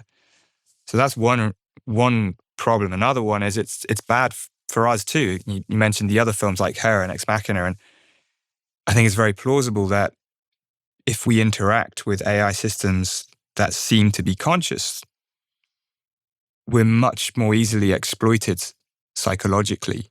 We may form parasocial relationships with these systems more readily. We might do what they say more easily, more quickly, if we really believe that they really feel for us, that they really empathize with us, that they really understand us. And there's been plenty of examples of what in quotes is called AI psychosis, or people just doing things that are very detrimental to themselves and society after interactions with chatbots. Yeah, how many overnight geniuses with their new theory of everything were born when AI came into the picture, which is so underreported and quite alarming. It's alarming, but there's plenty worse than that as well. I mean, there are people taking their lives. There are people going down all kind of rabbit holes, and there's very little data on whether this is, how much this is modulated by whether people believe the AI is conscious. So I don't think there's not really hard data on that, but it does seem plausible enough to worry about. I mean, we've already seen with social media that social media technologies can come for our attention, but conscious seeming AIs will come for much more. They won't stop at attention. They'll come for our relationships, and they'll come for our minds. I think there's a more subtle issue with conscious seeming AI here as well, which is that the extent to which we think of AIs as basically alternative people, the more likely, and this is speculation at this point, but I think we'd be more likely to form relationships of dependence with them rather than complementarity. One of my mentors, the philosopher Daniel Dennett, who we lost a couple of years ago, sadly, he always said we should remember that AI systems are tools and not colleagues, not alternative people. And if we can do that, then we can, at least we stand a chance of being able to utilize these systems to amplify our own innate cognitive capacities rather than replace them, to add rather than subtract. And even more fundamentally, I think, if we think that an AI is conscious or has all these other properties that human minds and brains have, then we become tempted to think of ourselves in those terms too. We can just think, okay, what is a human being? Well, it's just a computer. What else could it be? It's just a computer. And I think this is hugely reductive and diminishing, not only for human beings, but for living creatures in general. It takes us further away from nature. We become more apart from nature and less a part of nature. This is a bit motivated reasoning. I like to feel that we're part of nature, but I also think that we are. And we'll understand ourselves better. We'll know ourselves better by appreciating the continuity with the rest of nature, and by resisting, this historical fascination by which we confuse ourselves with our technologies. We see ourselves in our algorithms, but then we also see our algorithms in ourselves. And I think when we do that, we lose sight of what and who we really are. What are your thoughts on death?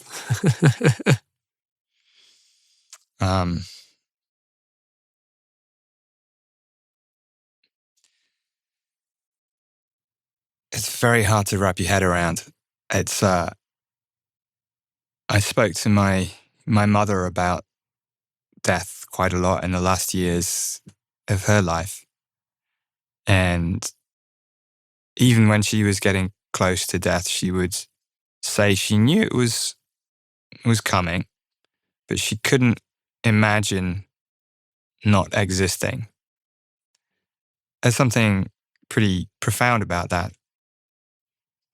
It just seems conceptually impossible to imagine not existing, because the act of imagining requires existing. We can imagine the experience of absence. And we can even imagine, well, actually, that's the wrong way around. I can imagine the absence of experience. But imagining the absence of experience is an experience. So is that going to change as I get closer? Maybe it's tomorrow. Maybe it's in 30 years. Maybe it's in 40 years. I don't know. Maybe we'll all take these longevity drugs and it will never happen. I doubt that. Entropy comes for us all. So I don't know how that will change, but I do think about death a little bit differently now. One thing that I often return to is, well, there was all this time before I was born.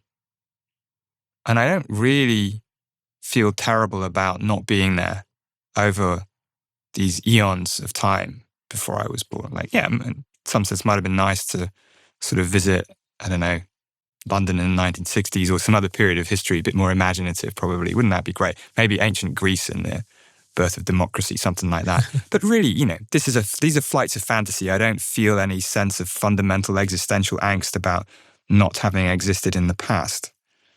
So why should I feel a sense of existential angst about not existing at some time in the future? I won't be there. There's no suffering possible. So there's this kind of weird temporal asymmetry there. Of course, having been alive, then of course there are things that my being alive might affect, and so that's one thing I might miss out on. But I still think that's not really commensurate with the way we think about death versus birth. And then there's the idea that it gets us back to where we started. What is this? What dies? And the self is always changing. I was thinking about this for some reason this morning, just thinking, there was some music playing in the car actually on the way here. It was Man in the Mirror by Michael Jackson. I mention that because I think I remember just listening to that when it first came out in the 1980s, like on a cassette tape in my house where I was growing up in Oxfordshire. And I was trying to remember what it felt like to be, I don't know, I might have been 11 years old or something, I don't really remember. But I was trying to imagine the feelings that I had listening to that, the life I was living, and fundamentally who I was. And there's a sense in which it's the same person, but there's a sense in which that person hasn't existed for a long time, never died, just changed. And this brings us to the contemplative views, right? The Buddhist view of the self as a process.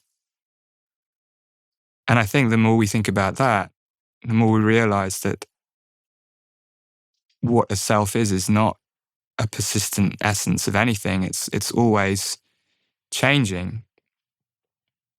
And so what dies is not a single person that's just been there for however many years. It's a sense of self at a particular time.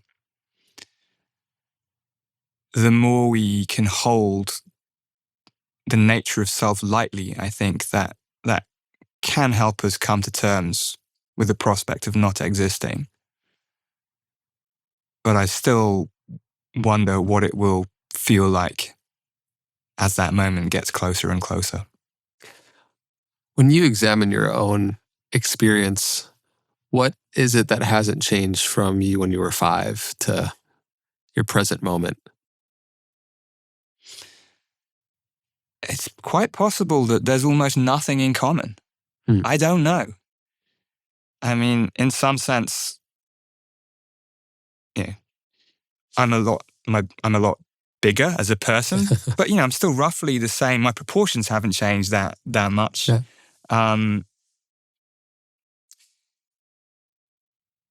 There is a thread of continuity, of course, because it's the same body and the same brain. That is not exactly the same. Of course, it changes, so it's not exactly the same. But there has been some kind of continuity interrupted. We fall asleep.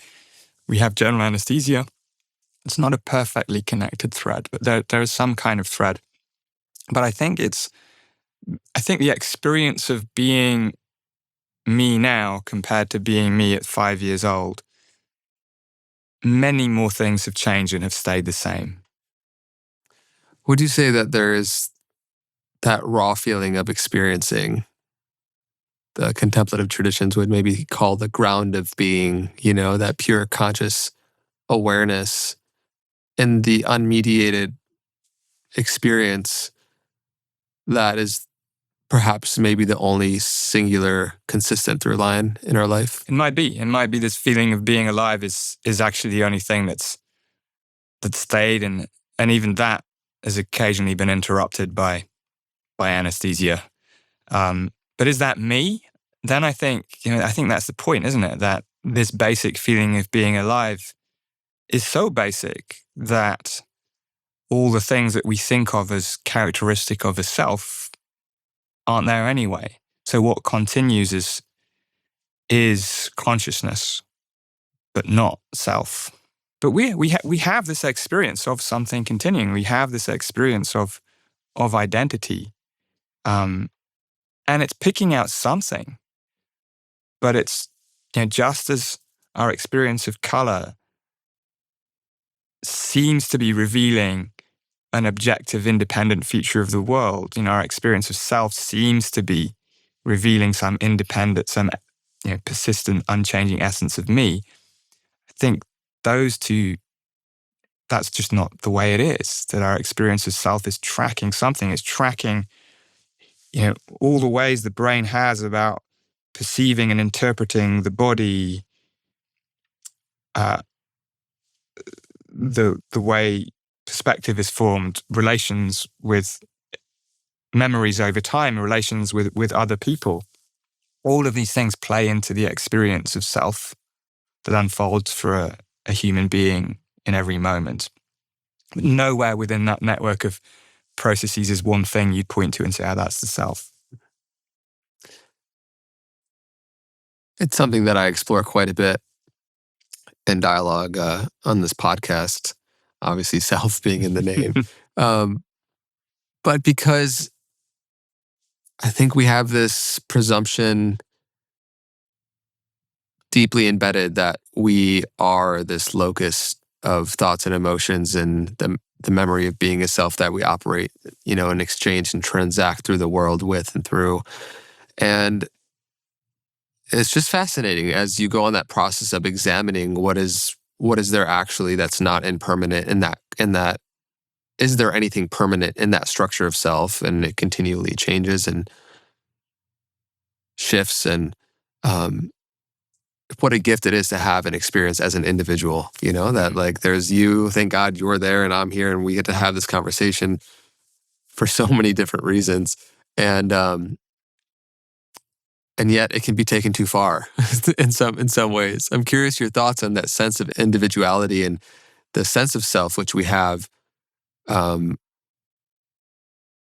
acting as though it's like it's a concrete aspect of reality. It's inherently ephemeral in the way that I at least understand it. Yeah. What's the byproduct of taking a self to be so real and concrete? What's the cost of that? The cost of taking ourselves too seriously, I think. Yeah, I probably a high price is paid, I think. I mean, there's cost the other way, of course, as well. If we underplay the importance of individual selfhood, then we also get into trouble. We just don't care about people, and that's equally problematic. I think like many things, there's virtue in moderation. Selfhood is good in limited doses, but we don't want to do away with it. I think if we overestimate the reality of the self, then we probably underestimate the importance to which self-experiences is shaped by the societies we live in, the interactions we have with other people, with animals, with nature in general. We may suffer more because we feel that the self has to be preserved at all costs, can't change, and things become more threatening to the self. But if we are a bit more fluid with the nature of self, that it's always changing, then perhaps we can diminish a little bit of the fear of change and defuse some of these threats. Now, ultimately, I worry about something we're seeing a little bit more these days, people really taking seriously the idea that they want to live forever. Imagine a world where that becomes possible. I think there'd be many many problematic consequences. Life is cyclical, and one of the great, I guess, retaining walls on some sense of equality is the fact that within an order of magnitude, everyone dies at more or less the same time. Once that's gone, then inequality in society will become massively increased. And that's probably not a good thing.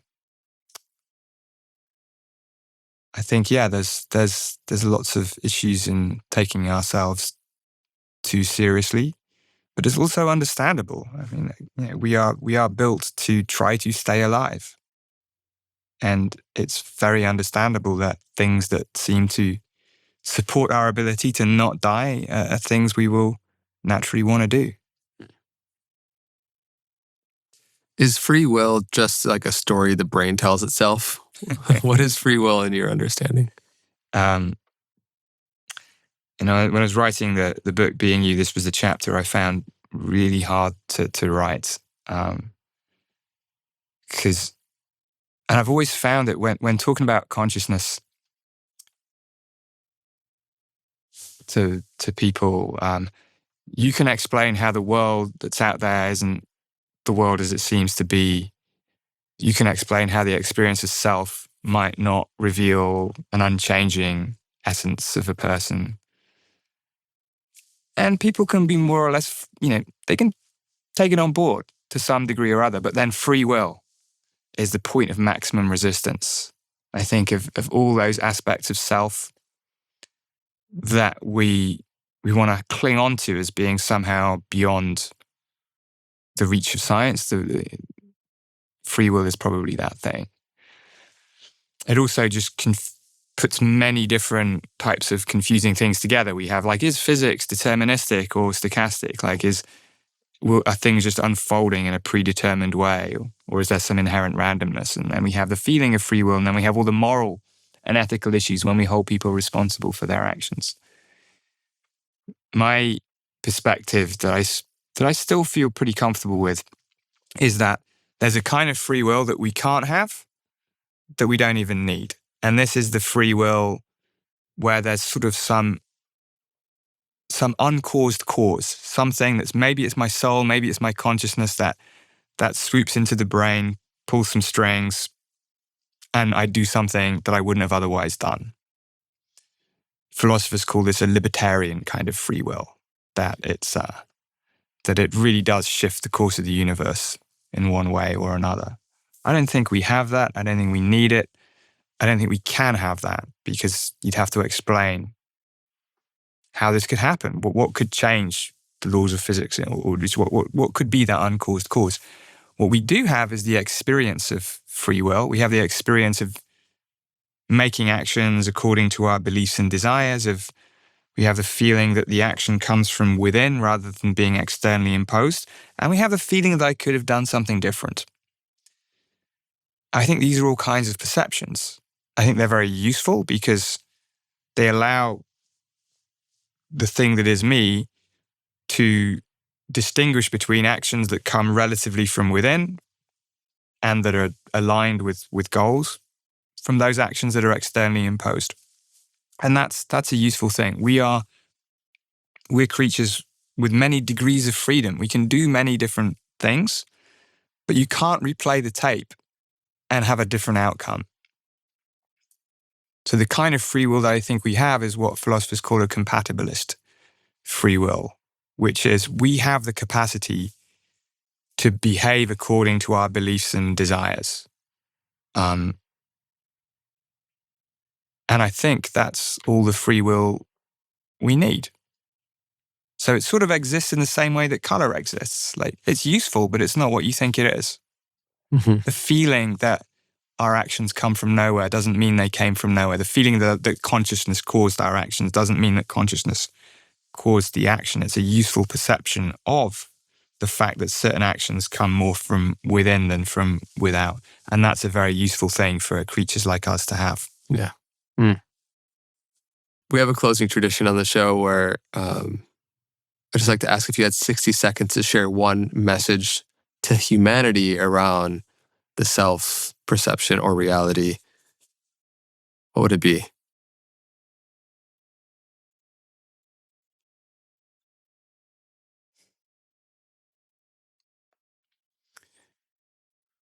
It would be to not take our worlds or ourselves for granted. That there's wonder and awe in the simplest of experiences of opening your eyes and a world appearing. And we should celebrate the everyday miracle of being conscious. Anil, you're a miracle. Thank you for being on the show. And the reminders that you gave, plentiful of, I think, generate that feeling of awe. I know certainly within me and the wider audience that get to dive into your world and your work. It's so fascinating. There's the stuff that you're researching and the studies and your writing. What upcoming projects do you have? Are you writing another book? What's going on? No, lots going on. I mean, so one thing that's occupying a lot of time is this idea of, or the debate around consciousness and AI. Yeah. And partly because of just what's happening in tech at the moment. So I am writing another book, but it's going to be more about how what's happening in AI can help us understand ourselves better. Mm-hmm. We can use AI as a constructive mirror in this way by putting the focus back on what makes us not the same as AIs. So that's going on. We also have, I think, a fascinating project back to these strobe lights that give people visual hallucinations. So when we did this, I was working with a group of people a few years ago now, and we did this at pretty large scale in the UK.